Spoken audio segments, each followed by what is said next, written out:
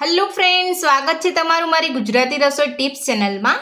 તો આજે આપણે બનાવીશું નાનાથી લઈને મોટા ખાઈ શકે તેવો ટેસ્ટી ઘઉંના લોટનો નવો નાસ્તો। તો ચાલો આપણે બનાવવાનું શરૂ કરીએ। તો ઘઉંના લોટનો ટેસ્ટી નાસ્તો બનાવવા માટે સૌથી પહેલાં એક વાસણની અંદર 2 વાટકી ઘઉંનો લોટ લઈશું। જે રેગ્યુલર લોટ વાપરતા હોય તે જ લોટ લેવાનો છે। સાથે જ આપણે લોટની અંદર 1 મોટી ચમચી જેટલું તેલ ઉમેરીશું। સ્વાદ પ્રમાણે મીઠું ઉમેરીશું। બધું સરસ મિક્સ કરી લઈશું। તો મારી આ રીતે નાસ્તો બનાવવાનું ઘરે એકવાર જરૂરથી ટ્રાય કરજો। આ નાસ્તો તમે બાળકોને લંચ બોક્સની અંદર પણ આપી શકો છો। તો આપણે લોટની અંદર તેલ અને મીઠું ઉમેરીને બધું સરસ મિક્સ કરી લીધું છે। તો હવે આપણે થોડું થોડું પાણી ઉમેરતા જઈ અને લોટ બાંધી લઈશું।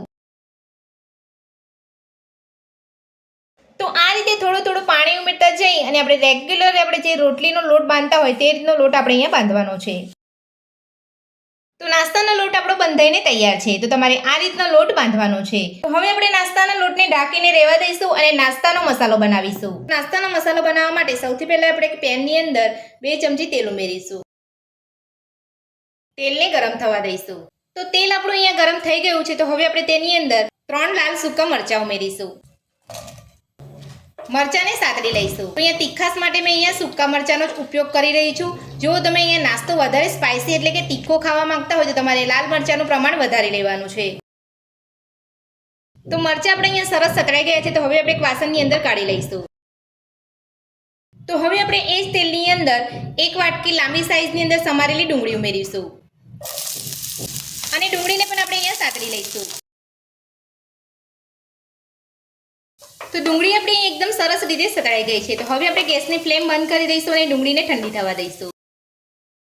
તો સૂકા લાલ મરચાં આપણે અહીંયા ઠંડા થઈ ગયા છે। તો હવે આપણે હાથેથી મસળી લઈશું।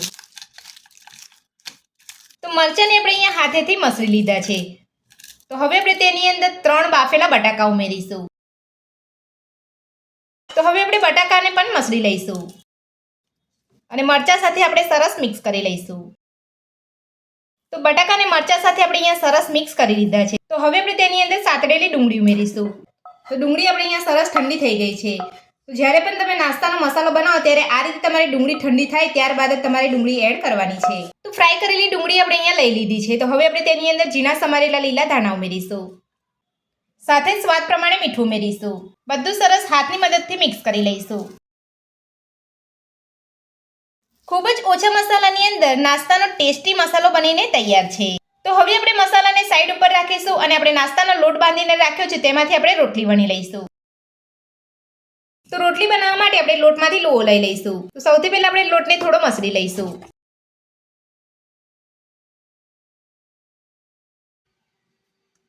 તો આટલો લોહો તમારે અહીંયા લેવાનો છે। તો હવે આપણે રોટલી વણી લઈશું।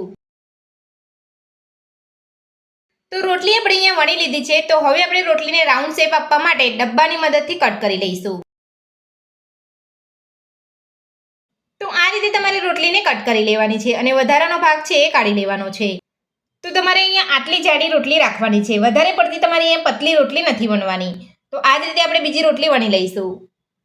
તો મેં અહીંયા 2 રોટલી વણી લીધી છે। તો હવે આપણે રોટલીને તવા ઉપર લઈ અને અધકચરી શેકી લઈશું। તો હવે આપણે રોટલીને તવા ઉપર લઈ અને શેકી લઈશું। તો રોટલીને આપણે અહીંયા વધારે પડતી નથી શેકવાની, આપણે અહીંયા અધકચરી રોટલીને શેકવાની છે। તો આ રીતે રોટલીને પલટાવતા જઈ અને શેકી લેવાની છે। તો રોટલી આપણી અહીંયા બંને સાઈડ અધકચરી શેકાઈ ગઈ છે। તો આટલી જ આપણે અહીંયા રોટલીને શેકવાની છે। તો આ રીતે આપણે બીજી રોટલી પણ શેકી લઈશું। તો બંને રોટલીને આપણે અહીંયા અધકચરી શેકી લીધી છે। તો હવે આપણે તેની અંદર મસાલો ભરીશું। તો મસાલો ભરતા પહેલા સૌથી પહેલા આપણે તેની ઉપર સોસ લગાવી લઈશું। તો મેં સ્પાઇસી સોસ આવે તે લીધો છે। તમે અહીંયા નોર્મલ સોસ લેવા માંગતા હોય તો તે પણ લઈ શકો છો। આ રીતે આપણે રોટલી ઉપર ફેલાવી લઈશું। તો સોસ આપણે અહીંયા રોટલી ઉપર લગાવી લીધો છે। તો હવે આપણે રોટલીના અડધા ભાગની અંદર આપણે માવો ભરીશું। એટલે સૌથી પહેલા આપણે અહીંયા ચીઝ લગાવીશું। તો હવે આપણે જે મસાલો બનાવીને રાખ્યો છે તે પણ આપણે અહીંયા લઈ લઈશું। તો આ રીતે તમારે અહીંયા રોટલીની સાઈડ ઉપર મસાલાને પણ પાથરી લેવાનો છે અને રોટલીના અડધા ભાગની અંદર જ તમારે અહીંયા મસાલો લેવાનો છે। તો તમે જોઈ શકો છો મસાલો આપણે એકદમ સરસ રીતે પાથરી લીધો છે। તો હવે આપણે તેની ઉપર થોડું ચીઝ લગાવીશું। તો હવે આપણે રોટલીના બીજા ભાગને વાળી અને મસાલાને કવર કરી લઈશું। રીતે તમારે મસાલાને કવર કરવાનો છે. તમે જોઈ શકો છો આપણો મસાલો અહીંયા રોટલીની અંદર એકદમ સરસ કવર થઈ ગયો છે અને આપણો નાસ્તો પણ એકદમ સરસ દેખાઈ રહ્યો છે. તો આ જ રીતે આપણે બીજી રોટલીની અંદર પણ મસાલો ભરી લઈશું. તો બંને રોટલીની અંદર આપણે મસાલો ભરી લીધો છે. તો હવે આપણે રોટલીને તવા ઉપર લઈ અને શેકી લઈશું. તો નાસ્તાને શેકવા માટે મેં અહીંયા ગેસ ઉપર એક તવો રાખ્યો છે. તો હવે આપણે તવાની ઉપર 1 ચમચી તેલ લગાવીશું અને બંને નાસ્તાને લઈ અને શેકી લઈશું.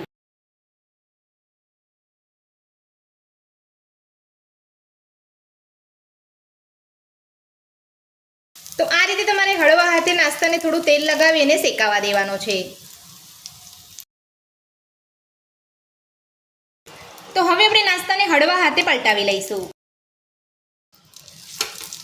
તો તમે જોઈ શકો છો આપણે નાસ્તાનો એક બાજુ કલર એકદમ સરસ આવ્યો છે.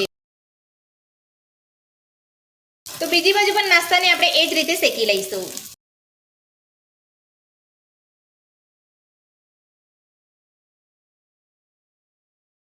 તો આ રીતે પણ નાસ્તાને આપણે શેકી લઈશું એટલે બધી બાજુથી એકદમ પરફેક્ટ રીતે આપણો નાસ્તો શેકાઈ જાય. તો તમે જોઈ શકો છો એક બાજુ અહીંયા નાસ્તો કાચો દેખાઈ રહ્યો છે એટલે આપણે આ રીતે ચીપિયાની મદદથી તમારે નાસ્તાને પકડી અને થોડો શેકી લેવાનો છે.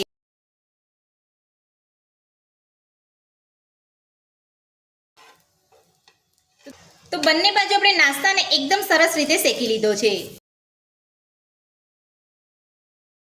તો તમે જોઈ શકો છો આપણી કિનારી પણ એકદમ સરસ રીતે અહીંયા શેકાઈ ગઈ છે.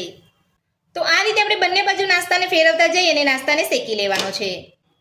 તો હવે આપણે નાસ્તાને સર્વ કરી લઈશું. તો ઘઉંના લોટનો એકદમ ટેસ્ટી નાસ્તો બનીને આપણો તૈયાર છે અને આપણે અહીંયા પ્લેટની અંદર સર્વ પણ કરી લીધો છે અને તમે જોઈ શકો છો આપણો નાસ્તો એકદમ સરસ દેખાઈ રહ્યો છે. તો આ ઘઉંના લોટનો નવો નાસ્તો બનાવવાનો મારી આ રીતે ઘરે એકવાર જરૂરથી ટ્રાય કરજો. ખાવામાં તો એકદમ ટેસ્ટી લાગતો હોય છે અને ખૂબ ઓછા સમયની અંદર બની જતો હોય છે.